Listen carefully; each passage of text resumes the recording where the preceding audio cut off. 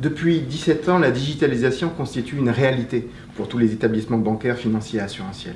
Mais elle ne s'est pas développée comme ils le pensaient autour de la signature électronique sécurisée présumée fiable, à savoir une Rolls en matière de sécurité informatique, mais plutôt sur une solution venue du terrain, plus pratique, qui est fondée sur des certificats à la volée. L'ouvrage traite de cette question essentielle de la digitalisation autour de deux aspects.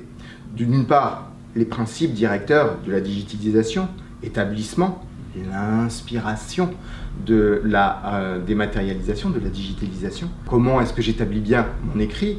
Comment j'identifie bien la personne? Comment elle manifeste bien son consentement? Et puis l'expiration. L'expiration, qu'est-ce que c'est? C'est tout ce qui concerne les questions relatives à l'archivage. Et Dieu seul sait que ces questions sont importantes. Les systèmes d'information des établissements bancaires, financiers et assurantiels doivent être mis à niveau. Ça, c'est les premiers points. Mais là, je vous parle d'une respiration normale. Il y a aussi tout ce qui va concerner les tout-sautements. Car un objet juridique n'a de sens que lorsqu'il est saisi par les tribunaux. Et c'est le cas de la digitalisation. C'est le cas de la signature électronique.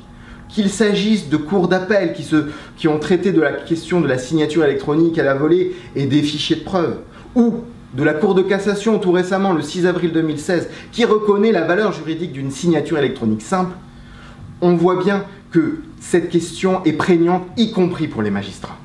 Ça, c'est la première partie de l'ouvrage dédié à la digitalisation.